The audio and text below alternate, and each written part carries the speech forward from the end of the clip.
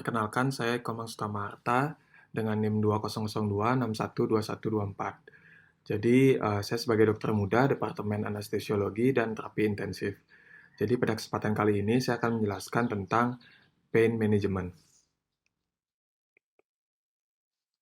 Baik, untuk nyeri didefinisikan oleh The International Association for the Study of Pain atau IASP, mendefinisikan nyeri adalah sebagai pengalaman sensorik dan emosional yang tidak menyenangkan yang terkait dengan kerusakan jaringan aktual atau potensial atau dijelaskan dalam hal kerusakan tersebut. Nah, jadi definisi definisi nyeri tersebut menjelaskan konsep bahwa nyeri adalah produk kerusakan struktural, bukan saja respon sensorik atau suatu proses nosisepsi harus dipercaya seperti yang dinyatakan penderita, tetapi juga merupakan respon emosional atau psikologik yang didasari atas pengalaman termasuk pengalaman nyeri sebelumnya. Kemudian, persepsi nyeri menjadi sangat subjektif tergantung kondisi emosi dan pengalaman emosional sebelumnya. Toleransi terhadap nyeri meningkat bersama pengertian, simpati, alih perhatian, pendekatan kepercayaan budaya, pengetahuan, pemberian analgesi, dan pengurangan gejala. Toleransi nyeri menurun pada keadaan marah, cemas, kebosanan, kelelahan, depresi, penolakan sosial, isolasi mental, dan keadaan yang tak menyenangkan. Nah, selanjutnya yaitu mekanisme nyeri.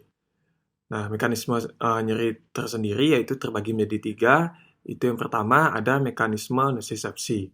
Kemudian yang kedua yaitu perilaku nyeri atau neurometrik Melzak. Kemudian yang ketiga yaitu plastisitas saraf. Baik, jadi di sini saya akan membahas yang pertama yaitu mekanisme nosisepsi. Jadi pada mekanisme nosisepsi ini terbagi menjadi 4 proses, di mana ada proses transduksi, kemudian ada proses transmisi, proses modulasi, dan proses persepsi. Nah, pada proses transduksi sendiri, di mana rangsang noxious dapat berasal dari bahan kimia, itu seperti terjadi pada proses inflamasi, menimbulkan sensitasi, dan mengaktifasi reseptor nyeri. Nah, sensitisasi perifer menimbulkan keadaan yang disebut itu allodynia dan hiperalgesia. Nah, kemudian allodynia itu sendiri artinya yaitu rangsang lemah seperti rabaan normal kini terasa nyeri. Sedangkan hiperalgesia itu artinya rangsangan yang kuat normal menimbulkan nyeri kini dirasakan amat nyeri. Nah, proses transduksi dihambat oleh obat nonsteroid antiinflamasi. Nah, selanjutnya yang kedua yaitu proses transmisi, di mana proses transmisi yaitu penyaluran impuls saraf sensorik dilakukan oleh serabut A-delta bermielin dan serabut C tak bermielin sebagai neuron pertamanya. Kemudian dilanjutkan tractus spinothalamikus sebagai neuron kedua dan selanjutnya di daerah talamus disalurkan oleh neuron ketiga, sensorik pada area somatik primer di korteks cerebri. Nah, proses transmisi ini dapat dihambat oleh anestesi lokal di perifer maupun di sentral. Nah, untuk proses yang ketiga atau proses modulasi, di mana proses nyeri terjadi pada sistem saraf sentral ketika aktivasi nyeri dapat dihambat oleh analgesi endogen seperti endorfin, sistem inhibisi sentral, serotonin, dan non-adrenalin, dan aktivitas serabut A-beta. Nah, untuk yang terakhir yaitu proses persepsi. Nah, proses persepsi ini merupakan hasil proses interaksi yang kompleks, dimulai dari proses yang awal yaitu transduksi, transmisi, dan modulasi sepanjang aktivasi sensorik yang sampai pada area primer sensorik korteks cerebri dan masukan lain dari bagian otak yang pada gilirannya menghasilkan suatu perasaan subjektif yang dikenal dengan persepsi nyeri. Nah, ini yang sudah dijelaskan tadi, baik itu melalui trauma, dimulai pada proses transduksi, kemudian dilanjutkan ke proses transmisi, modulasi, dan terakhir ke persepsi nyeri. Nah, selanjutnya yaitu perilaku nyeri atau neurometrik Melzak. Nah, Neuromatriks itu adalah sistem yang kompleks, meliputi jaras-jaras yang melibatkan medula spinalis, thalamus, periaqueductal grey matter, kemudian korteks somatosensorik, dan juga yang terakhir sistem limbik. Nah, ini merupakan gambar dari neuromatriks Melzack, di mana faktor yang mempengaruhi neuromatrik termasuk itu faktor genetik, keadaan fisiologik, faktor psikososial, termasuk masukan eferen primer yang dianggap dari kerusakan jaringan, kemudian sistem imunoendokrin, kemudian sistem inhibisi nyeri, kemudian tekanan emosi, dan status penyakit. Nah, ini bisa terlihat pada gambar yang sudah diberikan. Kemudian juga neuromatrik dianggap bertanggung jawab terhadap pembentukan persepsi kita terhadap nyeri dan menentukan selanjutnya yaitu perilaku nyeri. Nah, selanjutnya yaitu mekanisme adaptif menjadi maladaptif. Nah, pada mekanisme adaptif mendasari konsep nyeri sebagai alat proteksi tubuh merujuk kerusakan jaringan pada proses inflamasi dan trauma pada nyeri akut.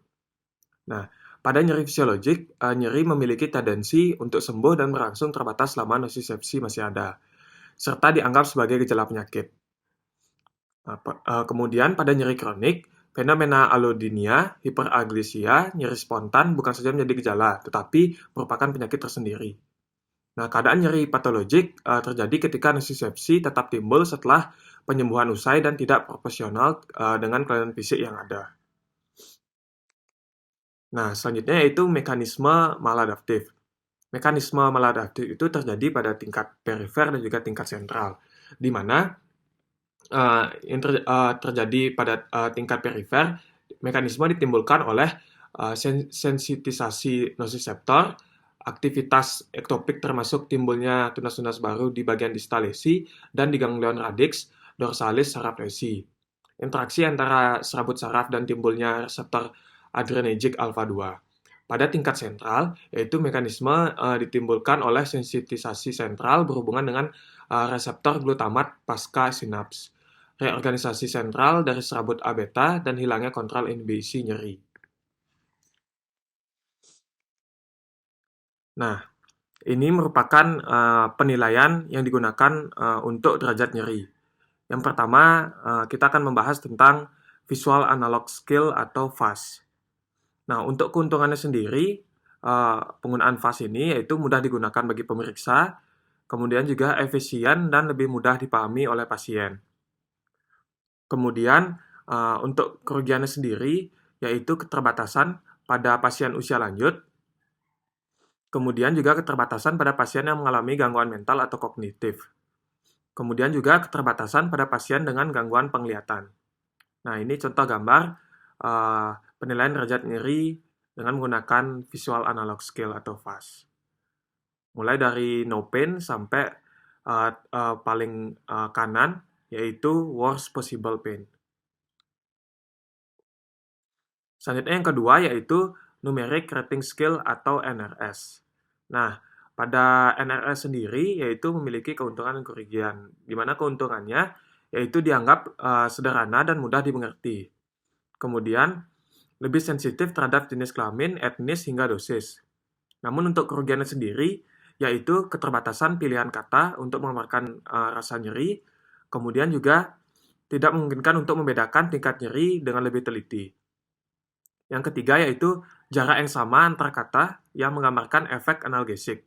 Nah, ini contoh penilaian derajat nyeri menggunakan NRS, baik itu dimulai dari no pain, tidak nyeri, kemudian moderate pain, dan yang terakhir yaitu worst possible pain. Itu dengan menggunakan skala 0 sampai 10. Nah, selanjutnya yaitu penilaian derajat nyeri yang ketiga yaitu Wong-Baker Face Scale atau WBVS. Di mana keuntungannya sendiri yaitu yang pertama, mudah karena hanya dengan melihat ekspresi dari wajah penderita atau pasien. Kemudian juga keuntungannya dapat dilakukan pada pasien dewasa dan anak lebih dari 3 tahun yang tidak dapat menggambarkan intensitas nyerinya dengan angka. Kemudian untuk kerugiannya sendiri, yaitu perlu kejelian dari pemeriksa saat memperhatikan ekspresi wajah dari pasien atau penderita.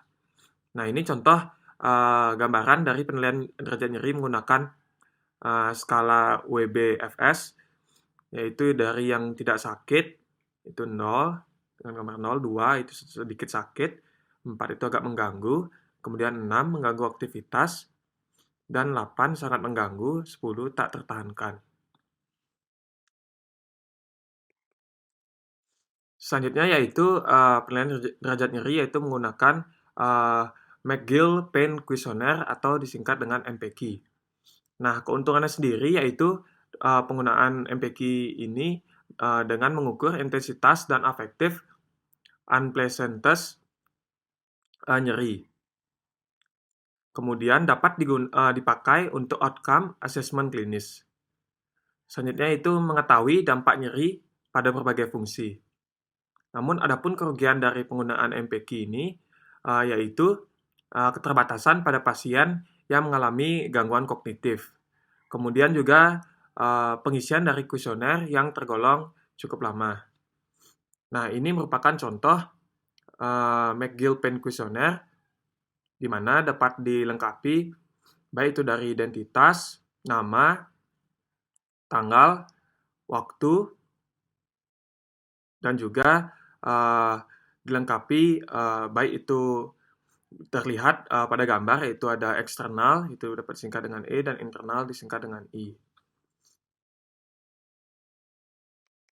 Selanjutnya yang kelima yaitu penilaian derajat nyeri yaitu menggunakan pain diary. Yaitu untuk keuntungannya sendiri yang pertama yaitu dia mudah digunakan dan juga dapat dipantau setiap harinya. Kemudian juga keuntungan yang kedua yaitu memudahkan untuk melihat respon terhadap terapi yang diberikan. Namun adapun kekurangan atau kerugian dari pain diary ini di mana pasien itu harus benar-benar paham dan patuh terhadap instruksi yang diberikan oleh pemeriksa.